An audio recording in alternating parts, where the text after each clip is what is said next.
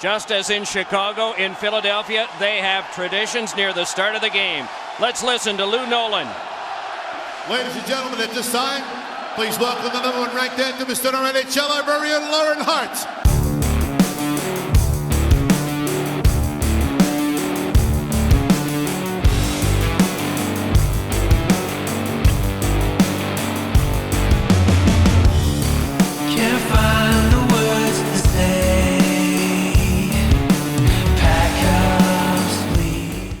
Well, thanks for doing this with us. Oh, thanks for asking me. Well, bear with us because I'm like a total newbie at all this. I have no idea what I'm doing. So we're just going to chat with you. Yeah, that sounds good. Okay. Hi, Lauren. Oh, Lauren, do you know Corey? Hi. Hi, Lauren. How are you? Good, thank you. So I should have worn my shirt. I know, we got here. We're like, one of these days we're going to show up wearing the same shirts. All right, so I guess we're just going to, we're going to go through growing up with the Flyers and all that, and then, get into more of your, singing career and all that. I mean, you've done, I've known you my whole life, and I just was going through, I'm like, I can't believe some of the stuff you've done that I never knew about. Like, it's incredible. It's so funny because people know me from the Flyers, and in Philly, that's a big audience, and they have no idea. That a lot of people say, "Oh, you sing outside of here?" And I'm like, "Yes, I do." So it's not unusual that I think, particularly in Philly, everybody kind of views me as Anthem Girl, which is cool. I love that, but yeah. There's a couple other things I smushed in between there. Quite a few. But we'll start back in the Flyers era, and then we'll move on. So it's funny, Corey was saying, like, he's wondering if you had any, like, dirt on me, like, joking up, like, growing up together. And I was like, you know what? We really didn't spend that much time together growing up. Like, we'd see each other at events and stuff. It's true. Well, I think, when you're young, like a couple years age difference, you're like, might as well be on different planets. For sure. Yeah, like one of my closest friends is Lindy Snyder, and we didn't talk all growing up because she was like a teenager. Right. Yeah, so, and it's funny how just that connection, though, we've made these friendships that are really kind of deep because we have this shared experience that, kids don't really have, so I think that, I'm glad that even though we were younger, we might have been separated by a couple years of age. Now, as we got older, everyone kind of connected, and it was sort of nice.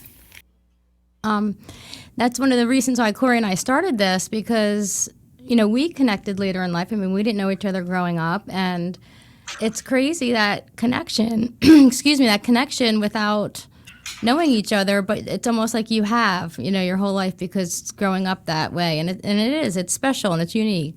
It's true. And in particular with your father, because when my father passed away, your dad became such a strong presence in my life. And he told me, he expressed how he felt about my father and their friendship. And it's something you don't really talk about on a regular basis, but because of the situation, he really opened up a lot to me. And I kind of, over the years, I feel like he's kept an eye out, kind of. And in certain situations, he'll come up and say, "I know exactly what you're thinking," because he gets it. So that is really, really special to me.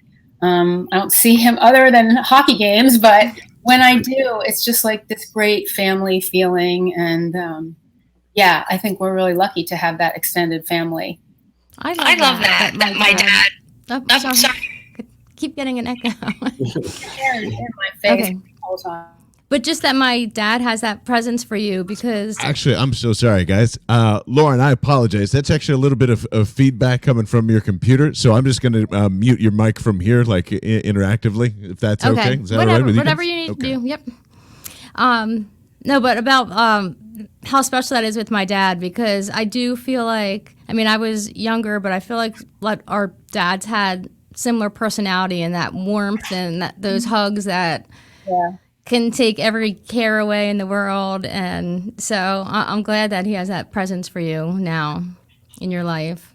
Yeah, he really does. And he's just, he's a real positive energy around the team and he's, he's just really outgoing and, he's got his thing and he spreads the love. So yeah, he does. So for you now, I know for me, growing up in the Spectrum and have like the Christmas parties and all like those special moments. I always talk about the Christmas parties on these podcasts because they were just such a special day getting off school. And like, what's your favorite when you look back growing up in those halls? We're running around in the Spectrum. Like, do you have favorite moments from there? Oh, I do. I used to go down. There was two.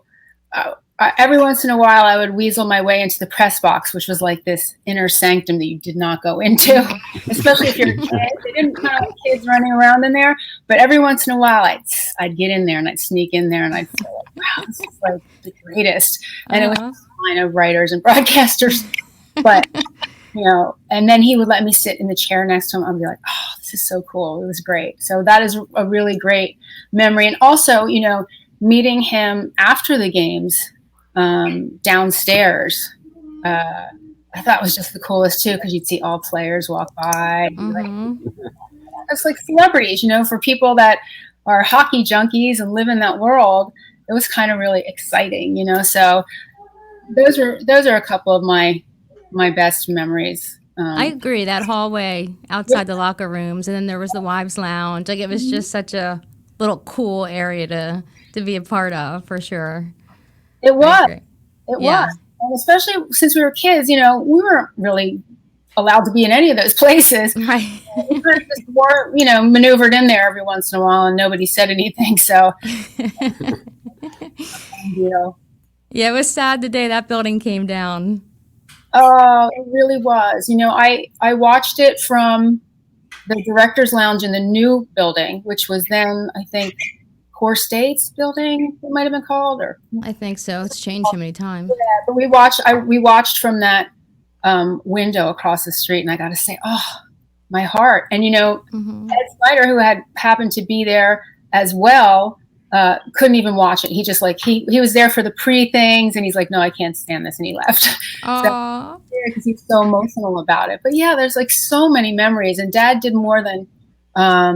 He took us to concerts there, and he just, a lot of activity. He broadcast and called games for the Wings, which was a lacrosse team. So we were there a lot more than just even Flyers, and it felt like a second home. It felt like a playground, really. For sure. And did you know Corey's dad actually played goal for the Wings too? Oh, really? Like when he was out of town, he would fly in to play games and then fly back to like wherever, right, Corey?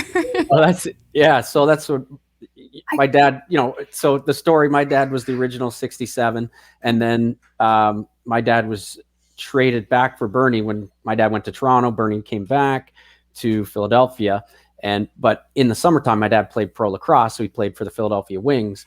So my dad had a good connection with your dad because he would do the Flyers games and he would do the Wings games. So it was, that was pretty neat. And as I say, my dad has so much respect for your dad and says so many nice things about him, but that was a connection too. He was at the Wings games and did the Wings. I never knew that. That is definitely cool. So yeah, I love how that connection happens. And it seems like, in general, the families, even that are not playing hockey anymore and the kids are growing like ourselves, they've really kept interconnected. And, learning those new little things about each other is cool. Like you said, I did as well. Seeing the anthem there, and maybe I didn't know your dad did the lacrosse. It's kind of nice. Yeah, that's another fun thing about doing this podcast, finding out. I mean, Ray Sherrow had stories, like things I never knew. But one thing, everyone we've spoken to so far has mentioned your dad's name. Like he has come up in every conversation, and everyone just adored him, respected him, felt his love and warmth. Like it's really cool. People from all different parts of the game that really respected and loved him. It's true. And he just, he was great at what he did because he was just like the consummate professional. He was always super prepared and spoke different languages and, was just on his game.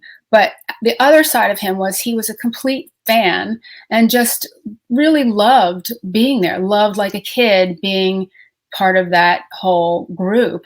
And so I think it was the genuine part of him, like beyond all the technical stuff that he did, but it was that extra little thing inside of him that really made people connect to him. I have people, he passed away in 1999. So, and I have people come up to me all the time with like the greatest stories that I had never heard. So it's kind of like I get little pieces every now and then, which is nice.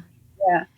And it makes special our situation of having our dads with people that, one day my dad will pass, hopefully not for a long, long time, but, and it keeps that alive. And to hear those stories, even when I see pictures that I've never seen before I'm like, oh my God, I've never seen that one before. And it's cool. So everyone kind of keeps the memory alive. They do. And actually a fan had handed me a picture recently of my dad at one of the carnivals, which was always a good memory too. Yeah. He said, you can keep it, because I had never seen the picture before. And he's like, so that was really nice. Yeah, the carnivals, they were fun too. Being up close with all the players, when you were younger, it was like, ooh, whose booth do I get to work in? It was fun. Yeah. One of the carnivals, I remember one of the carnivals, people, they used to have all the fun and games sort of where the concessions would be. So they'd have them behind that, and instead of selling beer and popcorn, they were doing, spin the wheel games and water gun things. And, one year, I was like, one year I was kind of pretty young, but I was dating someone who just happened to look like Ron Sutter, who was playing for the team at that time. Mm-hmm. We were like, Ron, can I have your autograph? Can I have your autograph? And for the entire day, he signed his name, Ron Sutter. It was that autograph. That was not him. We had fun that day. I'm sure. But it's so crazy how things have changed. Like, it was so personal back then. I think with you saying about your dad being a fan, I think a lot of the players back then, my dad's era, Corey's dad's era, were super grateful to be where they were, and the money wasn't what it was. It was all about just playing hockey and the carnival. You're getting face to face with these players, just putting a quarter down, and now everything's just secluded off. It's just it's crazy how much it has changed over the years. It has, and I think that was part of the beauty of the experience for people that got a chance to do those in years past, because you did get face to face, and it wasn't just a quick picture and move along. It was people had conversations, and kids were meeting their idols, and it was just really a cool thing. Yeah, we were lucky to be a part of all that, because it'll probably something like that's never going to come around again. So we're fortunate. I don't think so. I think we're so inundated.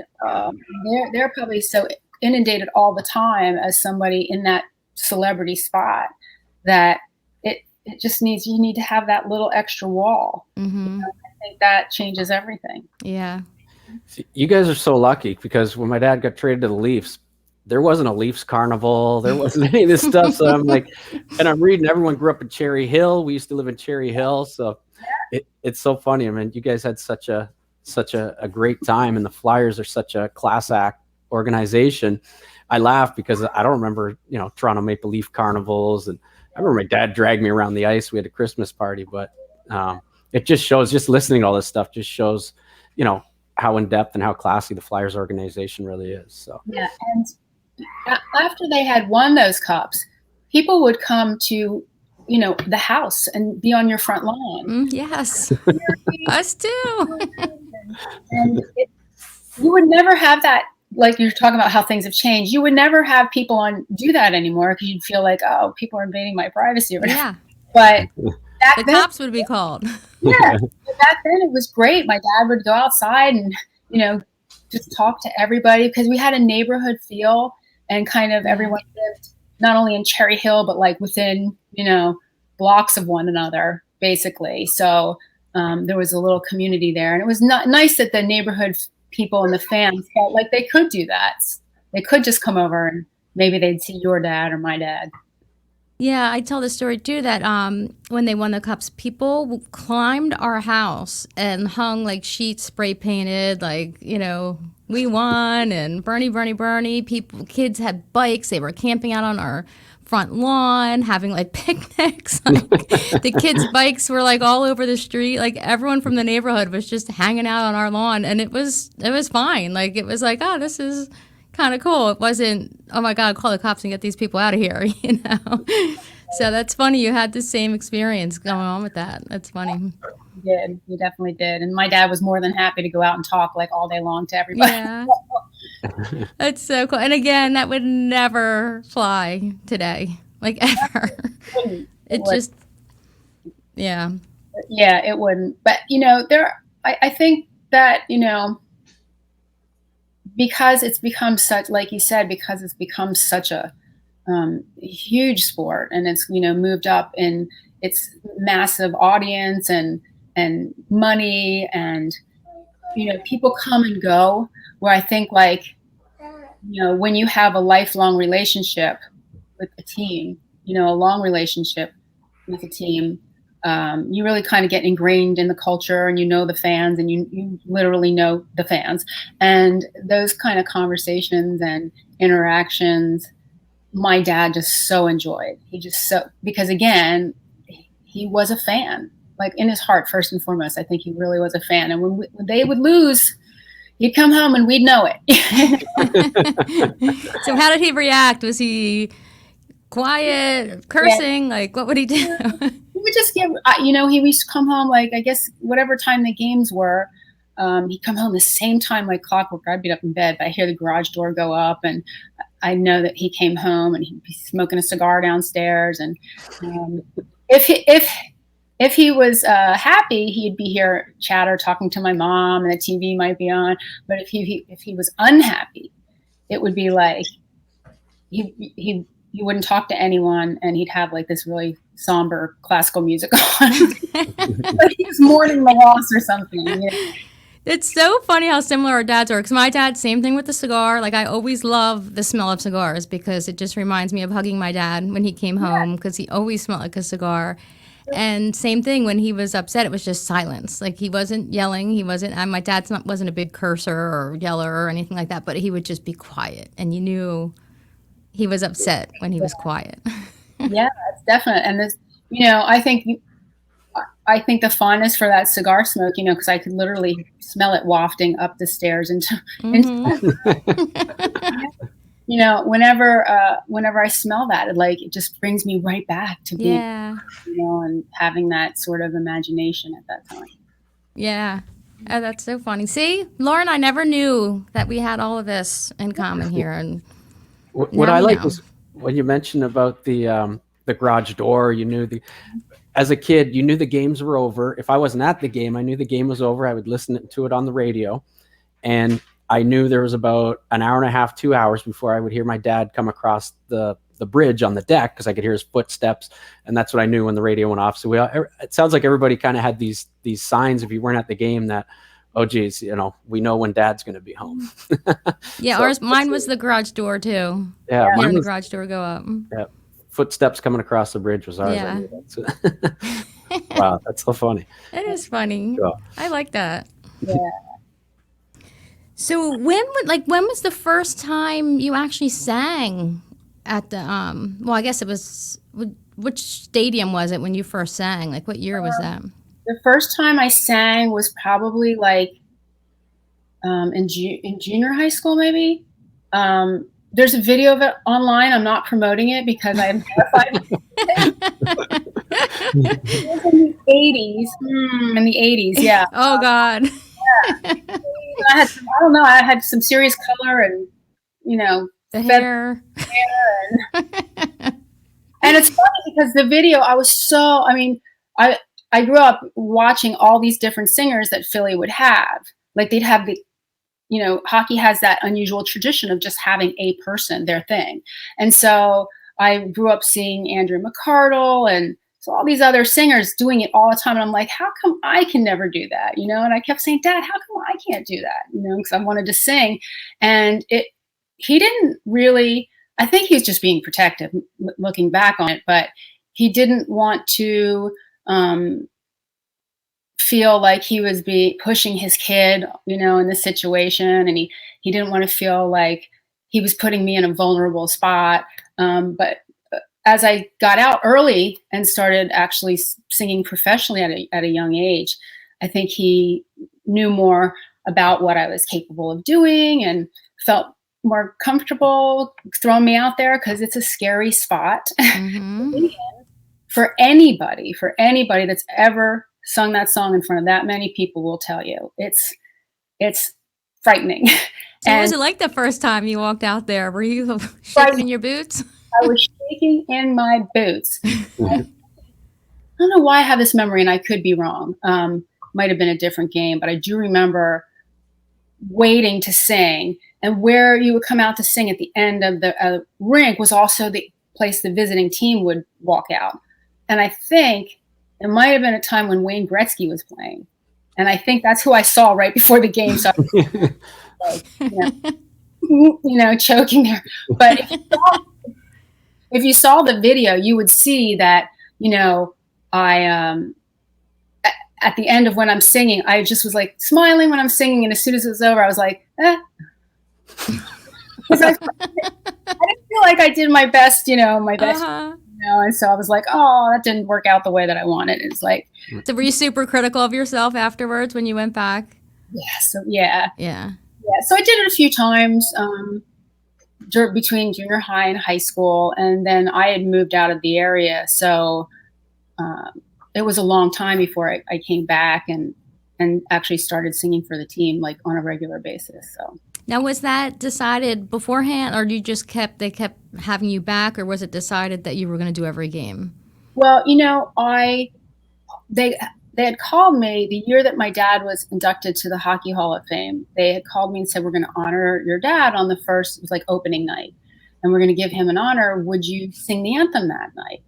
And I thought, yeah, this is great. And at the time I was living in part-time in California, and I was working on a record, and things were kind of in a stall in that world. And so I thought, yeah, great, I'll come, I'll sing the anthem, this will be great. And when I walked off the ice that night, someone pulled me aside and said, oh, that was really, really great. Would you just come every night? I said, every game? Every game. If you need to do something else, you can. But we'd love to have you every game. And I just said, okay, I'll do it. So just like that. Yeah. Not really thinking that it would, I promise you, I never thought that I'd be singing it this long, And I really felt when I started, I had this music career that I was so committed and dedicated to, that I thought it was just, I'll do this and, something better is coming along and I'll just be out of here. I'll go do whatever I'm going to do next, a tour or a show or something. But, circumstances just changed and things changed, and it morphed and evolved into this whole other, part of my life, which I'm really, really grateful. I have to say, I'm really grateful that I said yes on that day. Yeah, I mean, you're like synonymous with the team now. Like, I think people would be outraged if anyone else walked out on the ice to sing that song, like it'd be a problem. Yeah, and I think over the years, I have only missed like 2 games or 3 games, something like that. Like Because speaking of that, I mean, obviously, we had your cancer diagnosis, and but you continued to sing through that. Did you miss any games throughout that time? I think I may have missed one, but I'm not even sure of that. This is the great part of, we're talking about family and how, business turns into friendships, turns into a deeper relationship.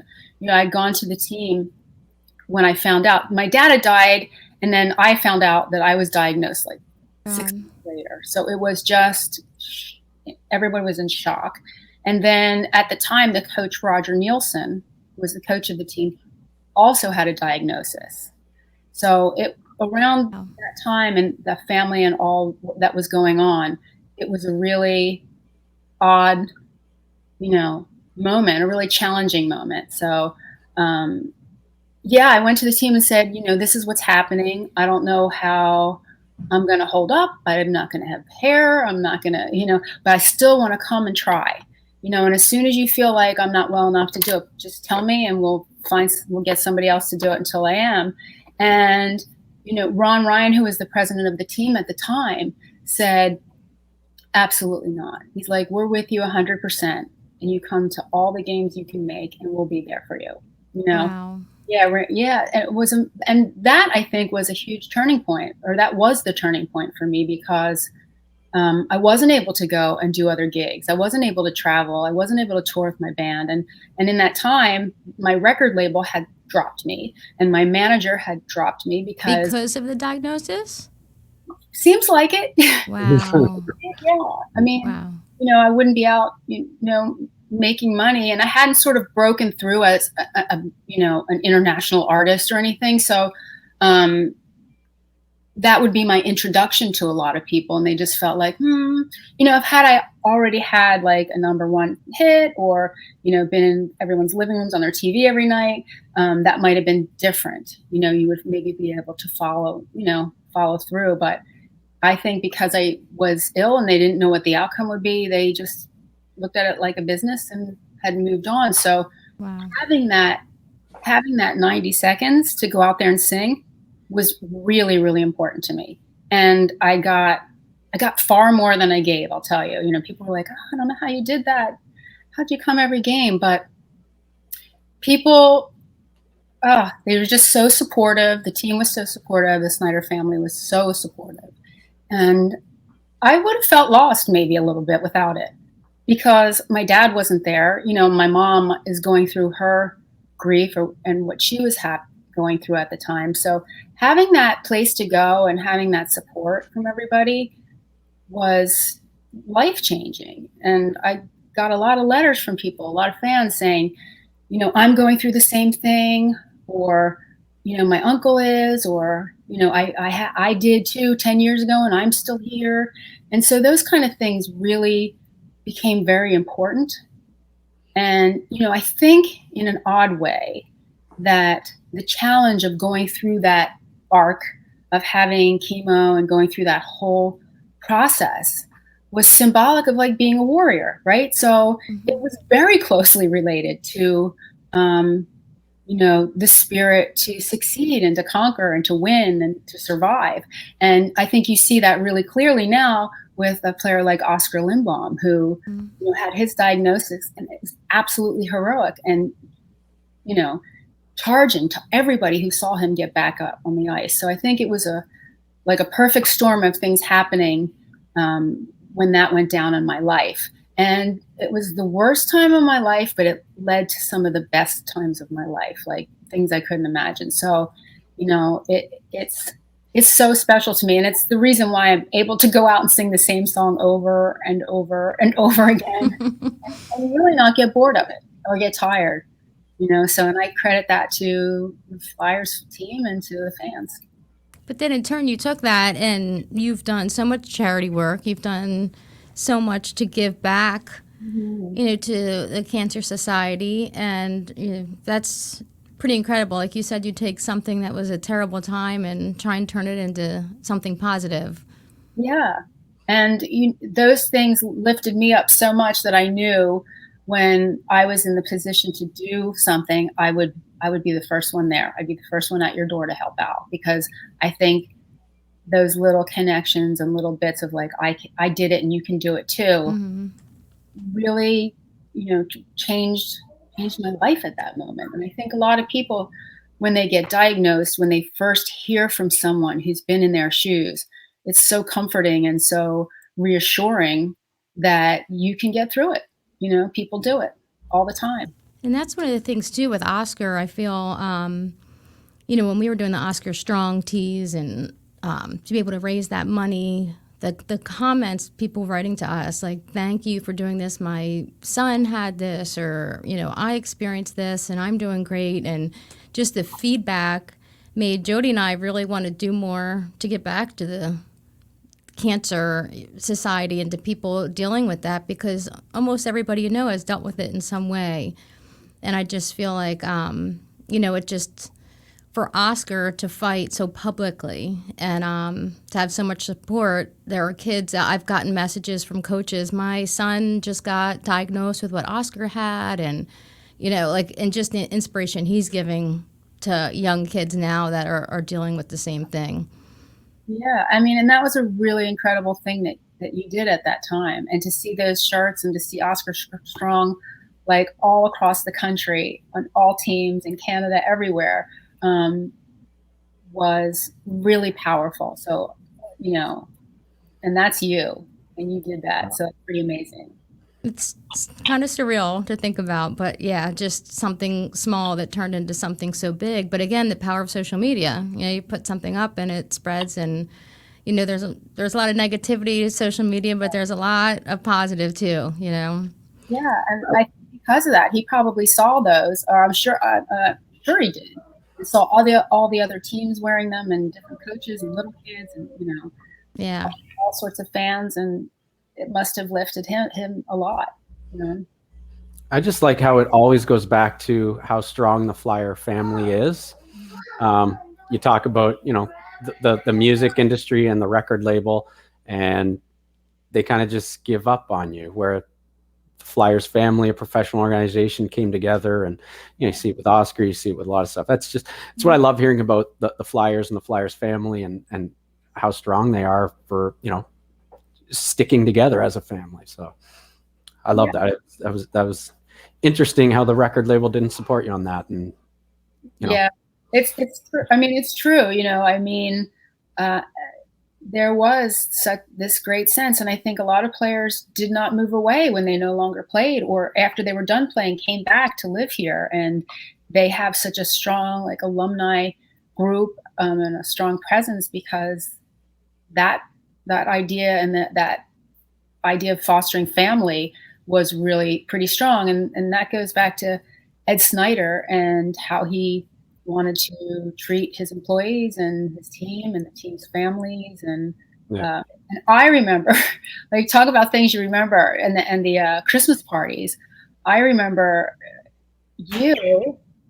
Me? Really little. And at the party, and I remember Serena Snyder, who I'm now friends with as well. And she was a baby being pulled around on a sled. And I'm like, I'm a grown woman now. How is this possible? The sled on the ice. But, when you think back to those memories, how strong they were, it's what has kept people together today. And it for sure all started obviously with Mr. Snyder. And that's, I think, what makes it a little more special. Our organization. It does. And, growing up, he was like, oh, Mr. Snyder. He was it. He was like the rock star of that world. And as time went on, it's funny, I was a little kid, but as I grew up, we became friends, and actually really good friends, which was weird. And it's like, even with your dad, your dad was like a dad. And then we grew up, and all of a sudden, it evens out a little bit. You're both adults, and so you're not counting exactly what year, who has what. You kind of have these new relationships. So I think, again, that makes the friendships and last. Yeah. I totally agree. And so in Corey, up in Toronto, how is the Alumni Association as strong? They do a lot of charity work, but I noticed you don't want to compare them, but the Flyers alumni, the golf tournaments, just what they give back. And I think, like you said, it all stemmed from Mr. Snyder, right? In Toronto, there was a lot of, back in the 70s, they had an owner that, didn't see eye to eye with a lot of the fans, the players, and it was all about money, and it really wasn't about the team. But Mr. Snyder held on to that in Philadelphia for forever. And that's why even Lauren, when you started singing, your father had a big impact on my mother. So sitting here and, at our age, and when you come on the TV and my mom starts talking about, the Gene Hart and all these stories about Gene Hart, and that's his daughter, Lauren. And it was like, oh, wow, this is so neat. Yeah. The Toronto, alumni stuff there. I don't see that knit family there, but like I said, that's what I love about Philadelphia. And like I said, I'm up here in Canada. I'm realizing, what you guys all have down there, and it's like, geez, I got to get back down to Cherry Hill. So come on down, Cor. Yeah. Yeah. So Now, Lauren, you sang, which I never knew this either, with Frank Sinatra. Oh my gosh, yeah. What happened was I was the kind of house singer for this club in Monte Carlo, and so all these acts would come in on the weekends, and I would be the opener, and then I get to hang out with whoever was the main attraction or the big act. And Frank Sinatra was one of those people. And, I got a chance to speak with him. And I mean, he was just exactly what you would think he'd be, Like, I think he actually said about somebody's legs, like called them gams, literally called them gams. That's funny. And he was kind of in the later days of his career.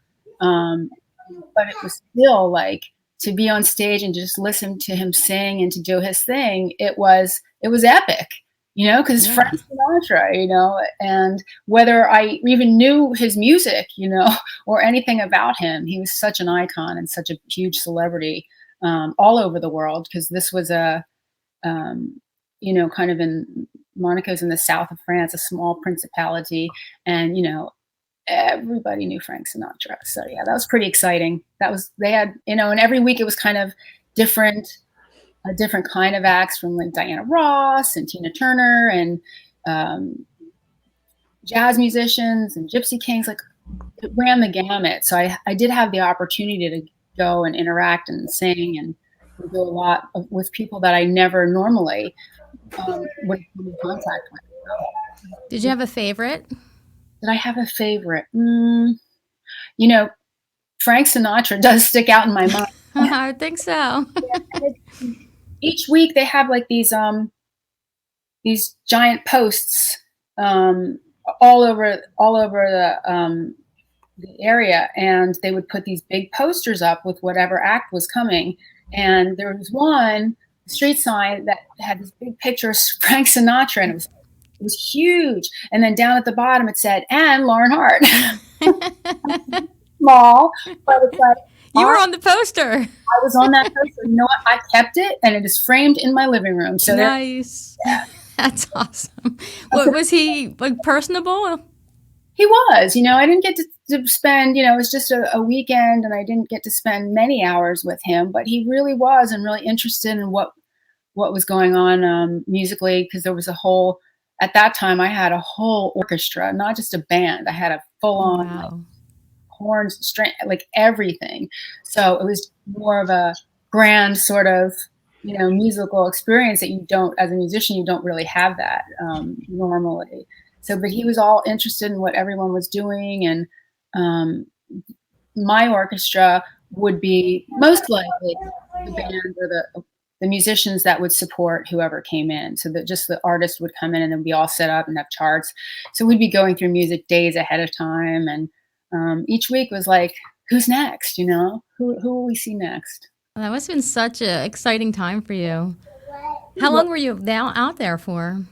It was an exciting time. Well, I was out there from, let's see, I think off and on for about 7 years. Oh, wow. I go back and forth. There was kind of a quiet season in that, and during the year that, they didn't have tourists, or they didn't have a lot of people, coming in and out. So they would things would go dark. So I'd come back and forth. But I always felt like, that was just the most amazing time of my life. It's like, you think of an American in Paris, like this all going off, and with the big orchestra behind you and singing with Frank Sinatra. I mean, it sounds like a Hemingway book. It does, right? Yeah. such a fantasy come true in life. And that was such a special time. And interestingly enough, my husband Todd lived within a mile of where I lived in the South. No. And we had the same friends at the same time but didn't know each other. We didn't know each other. Wow. I don't know if we had never sat down at a meal together or if I had just never come across him, but he was there at the same time as I. And it wasn't probably till 10 years later that we met again here and figured that out. And what are the chances? I mean, come on. Girl from New Jersey, and you guys are there at the same time. Yep. That's crazy. Yeah, and he had come from Spokane, Washington. Wow. So we were both sort of fish out of water there, but really we loved the culture and we loved the people and what was happening at the time. So we were kind of, committed to our journey there for a while. How did you two actually meet? Back when you got together? Yeah, we met on a TV show. On your show? On my TV show, yeah. I had the television show, which was called 10, and it was sort of like an hour before the Today Show or after the Today Show.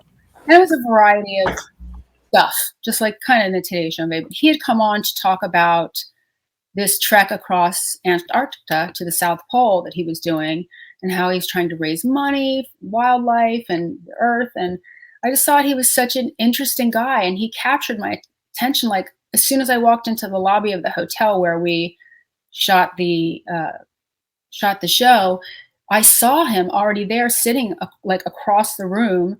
And I thought, who is that guy? Like, it was, for me, I was like a magnet. And I went down, and sat there, and I was like, so tell me about this and tell me about that. And he was just looking at me kind of weird and not really responsive. And I had my line like, so what does your girlfriend think of all these? Got to work that in. Yeah. In my mind, I'm like, please say you don't have one. Please say you don't have one. And he's like, yeah, she's cool with it. I wasn't expecting you to say that. So did he have a girlfriend at the time? Yeah. So I was like, okay, bye. And I sat in my chair and everything. And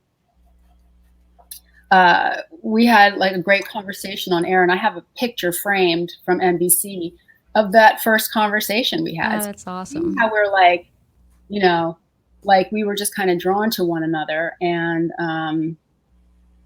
so at the end of the show, and this would be something never in a million years I would do, but it was like kind of very fourth grade-ish. I said to a girl on the set, I said to one of the women on the set, I'm like, okay, come over here.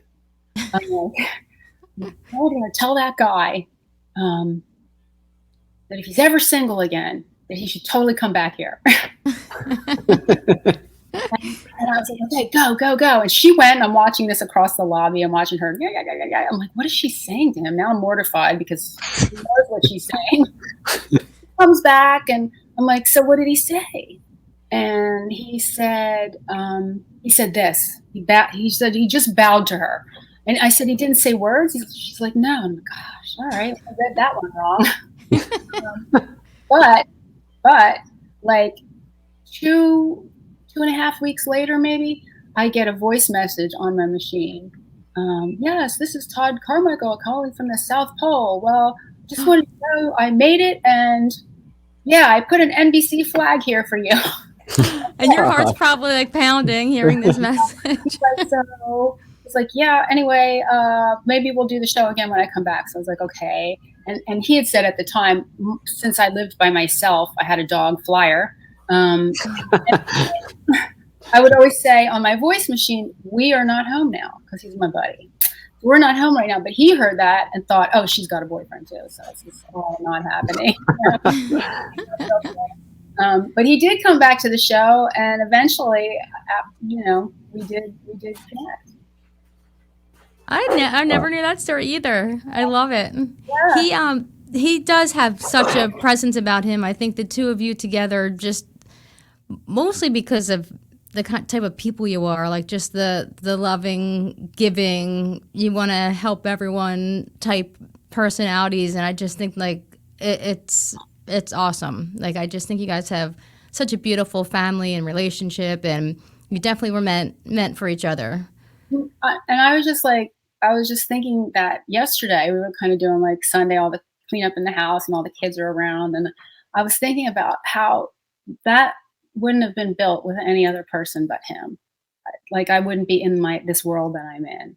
And so we were completely meant to do this, because this, like every day I wake up, I'm just so thankful for what I have and the family that I had and have. And it all goes really quickly, as you know. Sometimes it does. And you're so fast. And your kids are just all gorgeous, and the smiles, you can just see, like, the energy and the happiness coming out of their faces. Yeah. It took some work, but we are totally a happy family. I don't know how other families are, but my kids don't fight, and my teenagers don't talk back. There's just none of this kind of like stuff. It's always just been love and respect, and it kind of is unusual, I think, probably. Well, yeah, Corey and I definitely have fighting in our homes. We're gonna have to get some tips from Lauren. Yeah, we got to talk after the show. Yeah. That's funny. Well, yeah, well, you know that I'm an adoptive parent, so the thing with that is that when you first come together, and my kids were not infants, they were a little bit older. When you come together, you really have to work hard to bond and to trust one another. And it's a conscious decision. It's a work in progress from day one. And I think because we sort of sorted out a lot, like immediately, that we all just got on the same page, and we're, we couldn't be more different from geographical standpoint, but we are all so alike. And it just feels like, in the same way that Todd and I came together, I feel like these 4 other beings came together and joined, like right where they were supposed to be at the right time. Yeah. And I do think there's a little bit of extra gratitude there when you adopted situations like this on both sides. And, I know the story, I think it was of your youngest, all that Todd had to do to even just to go get him, the physical trip. And I just feel like there's maybe a little bit of extra gratitude in that situation. There is. And adoption is not for the faint of heart. It's a tough road. It's a tough journey. And it's something I will champion forever, because it's the greatest thing that I've ever done and ever will do, is to adopt, so I was going to spread the word on that one. Oh, for sure. I mean, your kids, look how lucky they are to come into all this love and this big family that they wouldn't have if it wasn't for you and Todd. Yeah. And it wasn't easy, like you were mentioning about the littlest, to get him, visas and to come into this country, just all of a sudden changed. And so there was all this red tape and all these things and hoops we had to jump through. And we were waiting and waiting and waiting. And Todd's like, that's it. I'm getting on a plane. I'm going to find him. Because they were moving kids around to different homes. And it was just kind of like a real scary moment. I think that what most people would not know is that when we first saw a picture and got the information on each of these kids, it was like at that moment they were born to you, and you feel you're connected. It's just a picture, but you're connected, because people often talk about, can you love a child that is not biologically yours? Will it be the same? How will it work? But it's that and more, I think, because you see your other person and you're going to be together. And from the minute that picture came up, you're theirs and they're yours. You just feel it. And so when we were missing him and they were moving and we couldn't find him, it was like an infant being, your infant being taken around the city. And you're like, what? Where is it? Where are you taking him? So Todd went over there and, to his credit, waited and sat in that home with that baby, a guy who's never taking care of a baby, by himself. And waited and waited until he was able to get the right visas to come home. And how many years ago was that now? Well, Beck just turned 10, and Wow. so he came at 8 months. So it's like we've been a family for 9 years now. Oh. So you had a nice holiday yesterday? We did. My brother came over, and he's got a little girl who's 3, and He has a girl now? How's he doing? He's good? he's great. Yeah, he's great. He works with Todd. Oh, okay. Well, make sure you tell him I said hi. I haven't seen him in ages. I know. He works with Todd, and he's just got the most precious little 3-year-old. And we did Easter egg hunts and ate a lot of candy. And then Fun. without the 3-year-old. And we'll see your mom next week. Yes. Which we're excited for, all the wives. He's excited, yeah. Those ladies are so connected in ways that we can't even imagine. So that'll be. I'm really excited for that. There's about like 6 of them, so it'll be fun to hear the stories. And I pulled up some old pictures, and so yeah, we're looking forward to that because you always hear the stories of the men, of course, the players. Yeah. But you don't hear much about what's going on behind the scenes, and I'll tell you, a lot of times they're the true heroes. Yeah, and that is not a lie. It's no easy job now that I'm a parent. To just take all of that on, and especially when your person is not around most of the time. Part of the year. So yeah, the moms get total praise, and they're rock stars themselves. Oh my God, they are. I can't wait to talk to them. Yeah. I always say the moms have the best stories. My mom always gave me the best stories coming up, and it'll be an exciting one. Yeah, I think so. I think you're about to learn a lot of things you never knew before. So I'm going to tell my mom, with my mom, thank God we're recording because, we'll see what she says. You never know what's going to come out of her mouth. Well, I'm trying to think if I have anything else I wanted to touch on with you.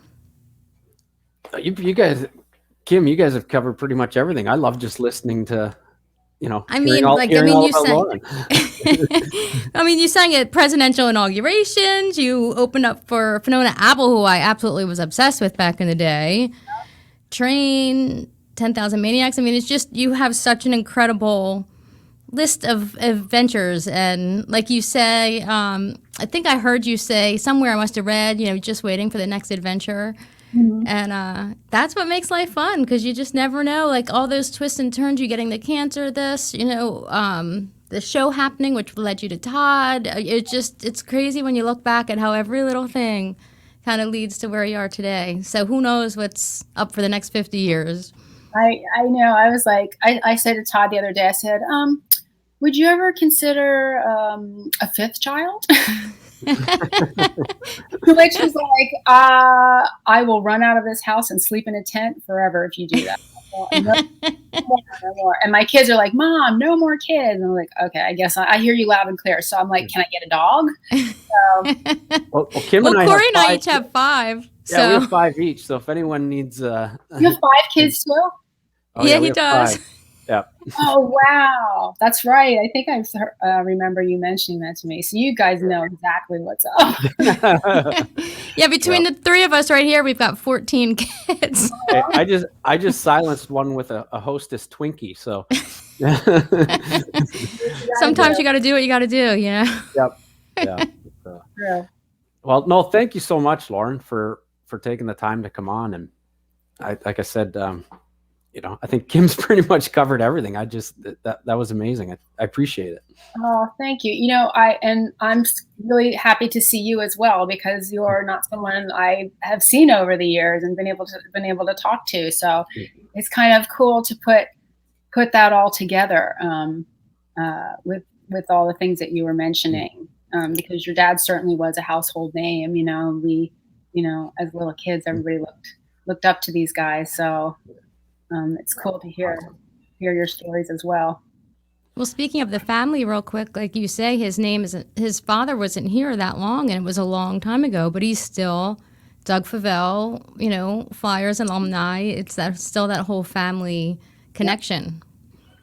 They do a great job with the alumni. They connect all these guys, last year because of COVID and stuff. But yeah, like my father and those original guys just are so well taken care of, thanks to the Flyers and Mr. Snyder. But yeah, they love it. These guys are, they're getting older, but they just love going back and telling all those stories. And it's such a great history with all our fathers. So yeah. And I just found a poster in my mom's house with both of your dads on it. Really?